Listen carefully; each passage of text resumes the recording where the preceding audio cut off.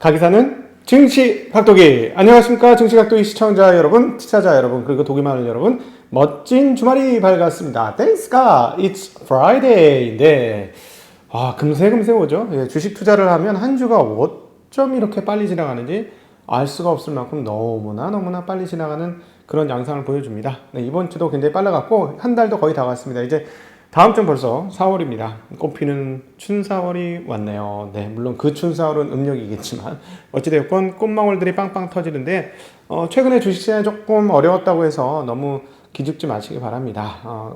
제가 봤을 때는 이 정도 시장이면 아주 나쁜 시장은 아니에요. 저는 그 전에 10년을 경험을 했기 때문에 그 경험으로 보면 이 정도면 그냥 쏘쏘한 상황입니다. 그러니까 이런 상태에서 어떻게 돈을 벌까에 대해서 오늘 얘기하다 어느 국면에 제가 각도기는 어떻게 투자해서 돈을 버는가에 대한 말씀을 살짝 언급드리도록 하겠습니다.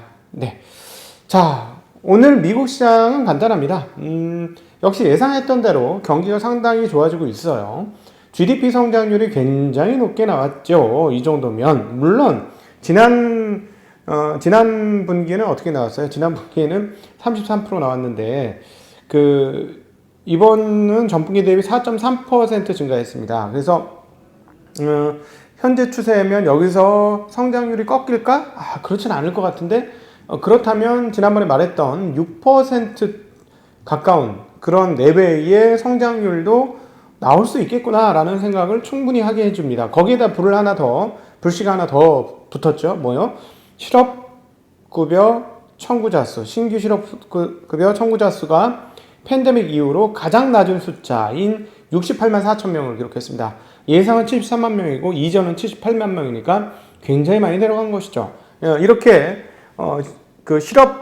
사실 그 전에만 해도 폭설 등등 영향으로 상당히 서비스업 상태 안 좋고 뭐 그런 생각을 했었는데 이제 금방 다시 돌아온다는 거죠.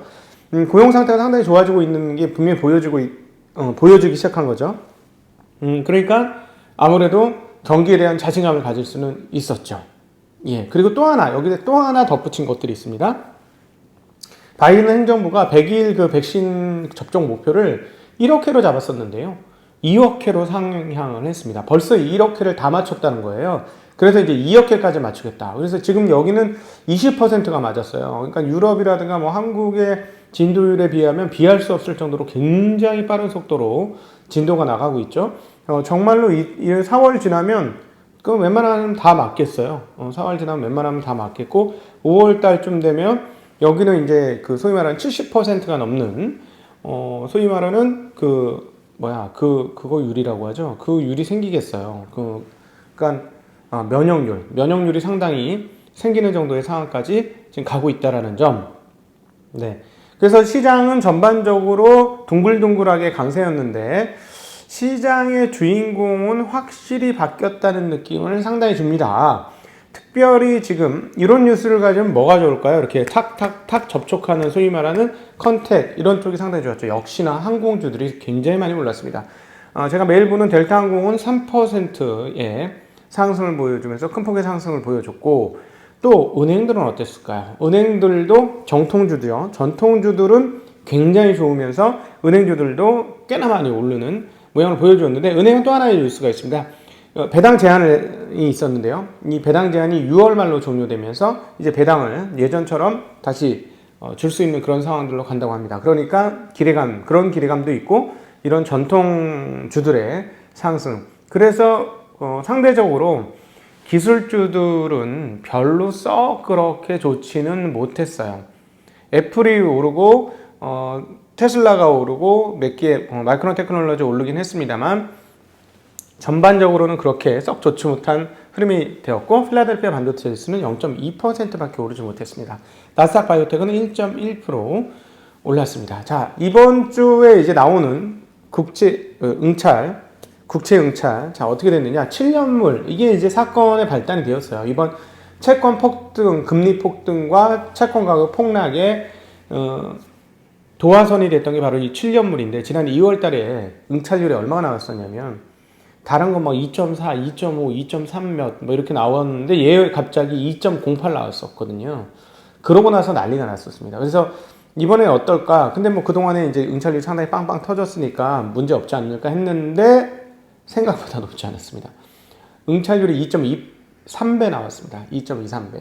그러니까 기대보다 떨어지는 정도 수준의 응찰률을 기록했다는 건데, 근데 원래 7년 물짜리가 그렇게 응찰률이 높지는 않아요. 6개월 평균이 2.28배 정도 수준이었으니까 그렇게 높지는 원래는 않았습니다. 그러나 기대만큼은 안 되어서 그냥 금리도 떨어지던 금리, 10년물 국채가 1.6이 깨지면서 떨어지는 게 다시 올라왔어요. 그래서 10년물 금리는 1.633%를 기록을 하고 있습니다. 그러나 어쨌든 지난번처럼 2.0 몇 배 뭐 이런 정도의 상황은 아니었기 때문에 시장에 뭐 아주 가열찬 충격을 준 건 아니고 약간 실망한 그런 정도 수준을 보여주었습니다. 자, 그리고 파월 의장의 발언도 이번 주에 뭐 계속되는데요. 이번에는 라디오와의 인터뷰가 있었습니다. 뭐 역시나 똑같은 얘기를 하는데 해석은 계속 다르죠. 이 부분에 대해서 반신반의하고 있는 시장 흐름들이 계속 지속되고 있어요. 지금 경제가 거의 완전히 회복됐을 때 매우 점진적으로 매우 투명하게 위기 동안 제공되었던 지원을 철회할 것이다 라고 이야기했습니다. 그럼 뭐 지금 그동안에 했던 얘기가 뭐 다른가요? 우리가 생각하기엔 지금 인플레도 아니고 인플레가 혁혁하게 오면 그때서야 다 설명하고 테이퍼링 하겠다라는 얘기하고 똑같지 않나요? 똑같습니다. 그런데 시장은 지금 경기 상승, 앞서 우리가 언급했던 경기 성장률 나왔죠. 실업도 줄어들죠. 백신 다 맞췄죠. 또 돈 풀죠. 또 인프라 돈 또 갖고 와서 또 풀죠. 이러면 경기 상승 사이클과 채권 발행량 감안해 보면 금리는 이제 위로 그냥 로켓 타고 치솟겠네 하는 불안감들과 거기에 마지막 그 트리거가 되는 건 뭐냐면 테이퍼링 또는 금리 인상. 이 결국은 니네들이 얘기하는 것보다 빨리 할 거잖아 라고 시장은 자꾸 째려서 보면서 이렇게 보고 있는 겁니다. 보통 이제 인간관계에서 그런 거 많잖아. 제가 이렇게 행동을 했지만 제 속마음은 이렇지 않을 거야. 쟤는 분명히 지금 다른 생각을 가지고 있어. 어머 저 위선자, 저 속은 그렇지 않으면서 또 겉으로만 또 저래. 재수없어. 뭐 이런 거 있잖아. 이런 느낌? 시장이 이런 느낌? 이렇게 연준을 째려보는 거죠. 근데 이제 각도기 TV에서는 어떻게 한다? 그냥 연준의 진심을 받아주자. 틀릴 때 틀리더라도 연준의 진심을 받아주고 그대로 받아들이자. 그렇게 되면 이제 시장에 대한 근본적인 흐름들은 읽을 수 있죠. 시장은 오해를 할지라도. 그러니까 원래 이런 거예요. 경제의 그 주체적, 경제의 본질적 흐름과 그 경제를 바라보는 시장의 흐름은 다르다는 거죠. 그러니까 뭐가 나와요? 과잉, 버블, 붕괴, 패닉 이런 게 나오는 거죠. 인간이 만들어서. 이게 이성적이지 않은 인간들이 만들어서 그런 거죠. 그러나 그걸의 중심축은 뭐예요? 시장은 이렇게 움직인다고 할지라도 중심축은 경제의 본질이죠. 거기에 따른 해석에 따라서 우하고 저하고 이렇게 할 수는 있지만 본질은 그렇죠. 그러니까 우리는 본질에 입각한 투자를 하자라는 겁니다. 자, 여기에서 이제 각도기가 어떻게 투자하는지에 대한 살짝 얘기를 드리도록, 주말이니까 주말 뭐 별거 없어요. 뭐 들어봐도 별로 도움은 안 되는데 별거 없지만 약간 뭐 보너스 개념으로. 네. 지난주에 김작가 TV 갔다 와서 많은 분들이 새로 오셨고 김작가 TV 위력이 대단하네요. 그리고 연합인포맥스는 오늘 저녁 늦게 나갑니다. 그 연합인포맥스 제발 좀 나오라고. 그다음에 제가 계속 거부했거든요. 저는 사실은 시간이 많지 않으니까 이것만 해도 이제 빠듯하니까. 근데 막 이제 시장 빠지고 막 그러니까 계속 콜이 와서 다음 주는 8.15 모니터 그렇게 두 군데 나가게 되었습니다. 그래서 어쨌든 저는 여기에 주로 이제 주력을 하긴 할 건데 뭐 그랬다는 거. 거기서도 이제 얘기를 물어보면 얘기를 할 건데 요런 얘기는 잘 못하니까 여기서만 하고, 그러니까 이거는 약간 개인 채널적 성격으로 말씀을 드리는 거예요. 그러니까 뭐 회사의 공식 의견하고 전혀 상관없고 저 개인적인 의견이며 매수매도 추천 의도가 없다라는 점. 이 얘기 왜 자꾸 하냐면요. 유튜버 중에서 이상한 애들이 생기죠. 언제나 인간 세상은 그렇습니다. 이렇게 보통 한 7, 8화를 그냥 10중 8구 그냥 가는데 그중 10중 1, 2가 이상한 일을 해요. 그러니까 문제를 일으키죠. 그래서 나 이거 이미 사놓고 나 이거 살 거야. 이거 되게 좋아! 라고 하면 사람들이 그 인기 있는 유튜브인 경우는 우 하고 달려들잖아요. 그러면 그때 때려버려. 이게 일종의 불공정 거래잖아요. 이런 사람들이 왜 없겠습니까? 결국은 나와요. 그런 거 나오다 보니까 그런 게 이제 한 건 나오면 이제 사회 시스템이 어떻게 되냐면 한 사람이 물을 흐리고 나면 나머지도 전부 범죄인처럼 취급되는 게 특별히 한국 시스템이 좀 그런 경향이 높아요. 그래서 이제 항상 조심하는 거고 저는 그럴 의도가 전혀 없다라는 거를 다시 한번 말씀드리면서 네. 그리고 제가 드리는 말씀의 근본적인 그 기초는 eduquest.com의 증시각도기에 잃지 않는 쉬운 투자의 기본적인 건 나와 있습니다. 진짜 싸게 만들었어요. 10만 원대 증권 강연은 없는데 이 심리를 다져주고 기초를 다져주는 강의니까 들으시면 도움 되죠? 네, 당연히 도움 됩니다. 어떻게 투자할 것인가. 근데 오늘 지금 얘기할 건 여기에 나오지 않는 얘기고, 네, 주말에 다시 순간 육수로 밥을 해 드시면서 국을 해 드시면서 지금 하는 얘기는 다시 한번 곱씹어 보시는 것도 나쁘진 않을 것 같아요. 진짜 광고 잘했다. 자, 저가 항상 드리는 말이 그냥 드리는 말이 아니고 사람 많은 곳에 가지 마라 라는 말씀을 드렸는데 사람 많은 곳은 뭐냐면 인기 있는 곳이잖아요. 이게 인기 테스트잖아요. 그러면 연예기획사가 되었다고 생각해 보세요. 여러분이 연예기획사의 그 사장이라고 생각하고 보세요. 자, 그러면 인기가 이미 있는 사람을 내가 영입해서 하려면 그분의 몸값을 얼마나 많이 주고 모셔야 되겠습니까? 스카우트 하려면 돈을 정말 많이 주고 스카우트 해야 돼요. 그렇죠.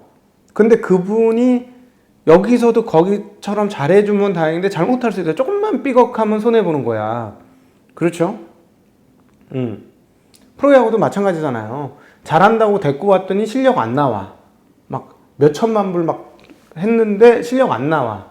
20승 해줄 줄 알았더니 10승하고 끝나. 그러면 이제 투자한 사람들은 안 좋은 거잖아요. 주식시장도 이와 같습니다. 주식시장도 남들이 막 이렇게 열광하는 쪽은 이미 가격 가치가 다 반영이 된 거예요. 그러나 모든 경제활동에서 이득을 얻는 법칙은 단순합니다. 매수가보다 매도가가 높으면 되거든요. 자, 그럼 이걸 다시 말하면 싸게 사서 비싸게 팔면 되거든요. 그런데 많은 사람들이 인간 심리에 의해서 남이 쫓아가는데 관심이 가져요. 요거를 절단내야 돼. 요걸 단락시켜야 돼. 요 선을 끊지 못하면 이건 인간 본연의 흐름이거든요. 이게 본질적인 모습이에요. 인간의 본질적인 모습. 그래서 이런 인간의 본성적 차원으로 투자를 하면 백발백중 깨지게 돼 있는 거예요. 요거 끊어야 되는 거예요. 그래서 제가 이걸 쉽게 말씀드려서 사람 많은 곳에 가지 마 이렇게 얘기 드린 거예요.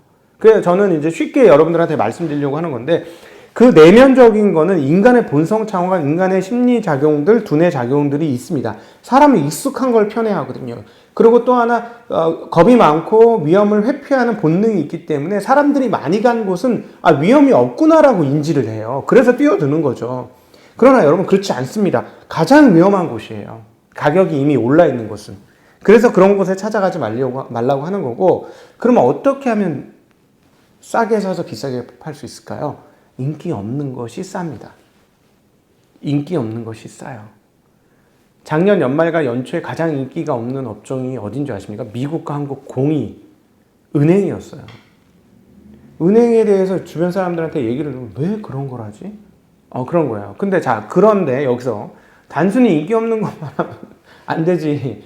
경기가 나쁜데 화학업종 이런 거 철강업종 하면 안 돼요. 경기 나쁜데 싸다. 그러니까 그렇게 하면 안 되고 그건 아니야. 그거를 얘기하는 건 아닌데 뚜껑을 따봐. 뚜껑을 따보는데 이익이 굉장히 좋아.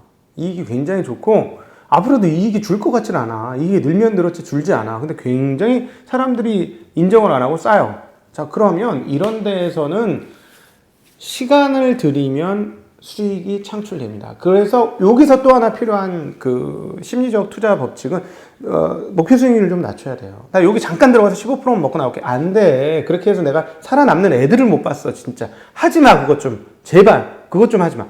안 된다니까. 그거 안 돼요. 투자해서 돈을 벌려면 안 되는 짓을 안 하는 게 방법이에요. 대부분 다 그 안 되는 짓을 하고 있어. 그 안 되는 짓 좀 하지 마. 그거 안 된다니까. 그렇게 하시면 안 됩니다. 자, 그거 끊고요. 그래서 사전에 가는데 요 시간을 들이면서 목표 수익률을 좀 낮출 필요가 있는 거죠. 목표 수익률을 낮추는 이유는 뭐냐면 목표 수익률을 낮추면 기다릴 수 있어요. 목표 수익률이 높으면 못 기다립니다. 조급함을 발동시키는 게 수익률 목표치예요. 요 다음에 이제 조금 더 심화된 중급 이상은 나중에 설명드리도록 하겠습니다. 시간이 너무 많이 갔어요. 자 이상으로 금요일 미국 시장은 이제는 너무 간단해요. 간단하기 때문에 간단하게 말씀해요. 이렇게 줄줄이 말씀드릴 것도 많았지만 핵심만 딱 찍어드렸고 어떻게 투자할 것인가를 오늘 주말 특집으로 편성해서 말씀드렸습니다. 오랜 시간 함께 해주셔서 진심으로 감사드리고 한국은 좋을 거야. 네. 파란색도 아니고 까만색 넥타이를 메고 왔으니 농담이고 소비자 심리 지수가 3월 달에 처음으로 100을 돌파했습니다. 네, 팬데믹 이후에. 그리고 순이익 추정치가 계속 올라가고 있습니다. 코스피 순이익 추정치가 본진이 올라가고 무상향하고 있습니다. 좋은 뉴스입니다. 네, 한국 시장 기대해 봅니다. 이따 오후에 여러분들 뵙도록 하죠. 인사드립니다. 안녕.